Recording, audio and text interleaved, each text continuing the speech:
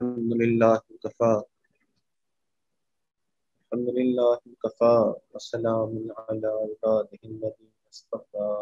اما بعد۔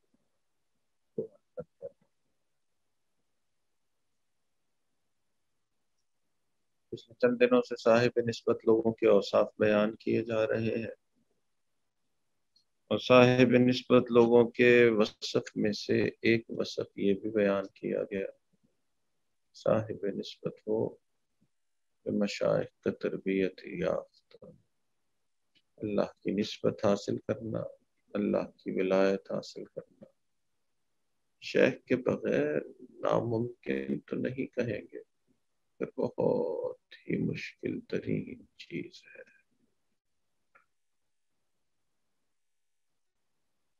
شیخ کی صحبت میں آنے والا ہر شخص فائدہ اٹھاتا ہے۔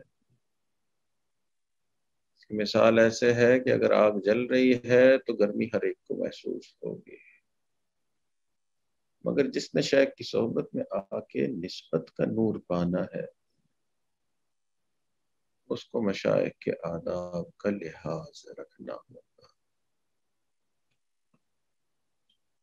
اس لیے پچھلے چند دنوں سے یہ مشائخ کے آداب بیان کیے جا رہے ہیں۔ پچھلی مجلس میں شیخ کے آداب میں سے ایک ادب بیان کیا گیا کہ سالک جو ہے وہ شیخ سے کشف و کرامات کا طالب نہ ہو، کہ ہمارے مشائخ نے فرمایا کہ کشف و کرامات اس راستے کی گری پڑی چیزیں ہیں، اصل چیز جس چیز کا شیخ سے وہ طالب ہے وہ باطن کی صفائی ہے، کہ میرے اندر کے چھپے ہوئے گناہوں کی نشاندہی بھی ہو اور ان گناہوں کی اصلاح ہو۔ حضرت اقدس تھانوی رحمۃ اللہ علیہ کا موقف یہ ہے کہ ظاہری گناہوں کے لیے بھی شیخ نہیں ہے، کہ شیخ جو ہے وہ آپ کے ظاہری گناہ تو عام ہے، سب کو پتا ہے کہ چوری نہیں کرنی، زنا نہیں کرنا، سب کو پتا ہے کہ ڈاکے نہیں ڈالنا، بلکہ حضرت نے فرمایا کہ اگر کوئی ظاہری گناہ کرتا ہے تو شیخ کو یہ حق حاصل ہے کہ اس کو مرید نہ کرے۔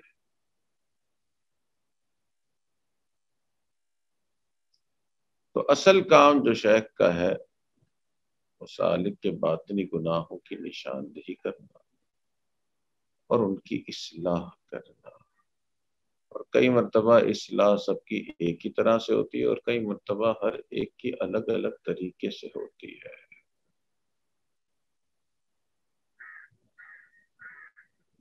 تو آج کی اس مجلس میں مشائخ کے آداب میں سے ایک اہم ادب بیان کرنا، اور وہ یہ کہ اگر شیخ کسی ایک سالک کو اسباق میں آگے بڑھاتے ہیں یا ان کو اجازت دیتے ہیں تو دوسرے سالکین کے لیے یہ ادب ہے کہ وہ اس پر اعتراض نہ کریں کہ جی میں بھی تو یہ کر رہا تھا تو مجھے سبق کیوں نہیں ملا،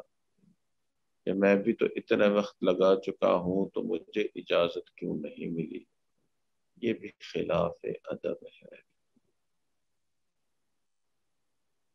بلکہ جو سالک اسباق کا یا خلافت کا طلبگار ہے تو مشائخ نے لکھا ہے کہ وہ تو اس راستے کے شرک میں مبتلا ہو گیا۔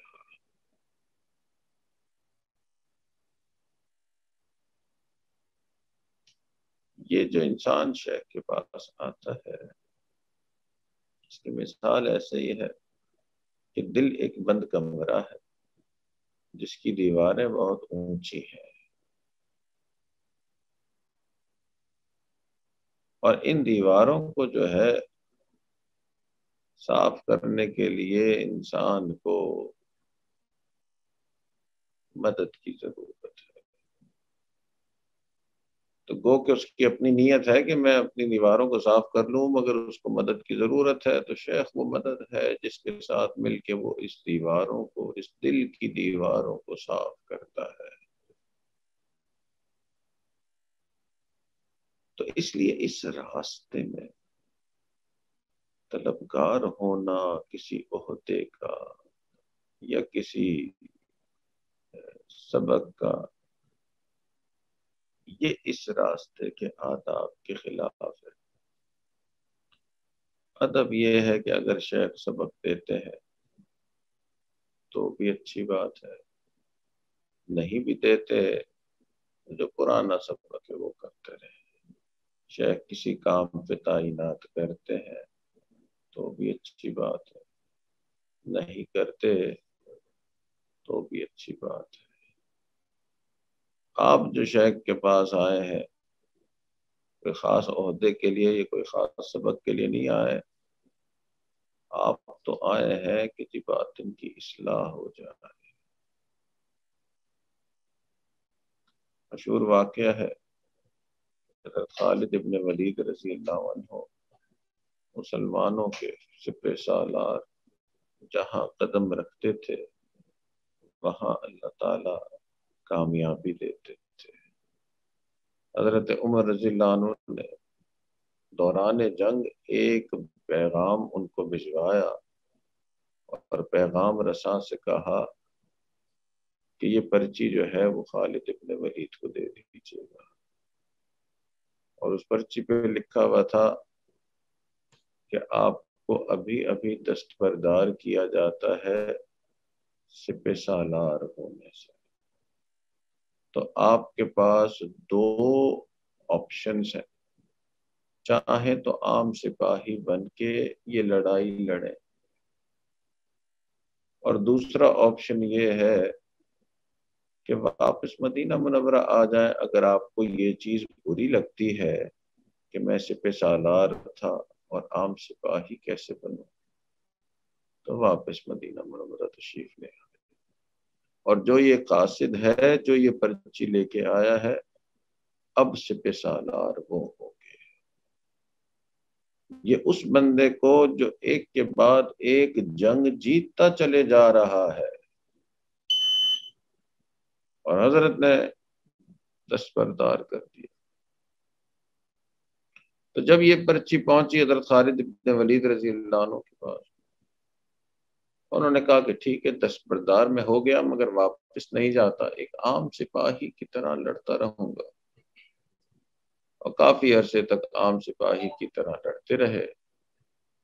اور کافی عرصے بعد پورا قافلہ واپس مدینہ منورہ پہنچا۔ واپس پہنچے تو کچھ عرصے بعد کسی نے پوچھا کہ جی آپ کو تو بہت ہی مشکل ہوئی ہوگی، کہاں آپ سپہ سالار اس فاتح فوج کے، اور کہاں آپ ایک عام سے سپاہی بن کے لڑ رہے تھے، تو آپ کو بہت ہی پریشانی ہوئی ہوگی۔ انہوں نے جواب دیا کہ جی بالکل کوئی پریشانی نہیں ہوئی، جب سپہ سالار تھا تب بھی اللہ کے لیے لڑ رہا تھا، جب عام سپاہی تھا تب بھی اللہ ہی کے لیے لڑ رہا تھا۔ تو سالک کو یہ چیز ادب کے خلاف ہے کہ وہ یہ طلب کرے کہ مجھے کوئی عہدہ ملے یا میرا سبق آگے بڑھایا جائے۔ ہمارے صوبہ سندھ کے بڑے بزرگ گزرے ہیں، سائیں عبد الکریم پیر شریف والے،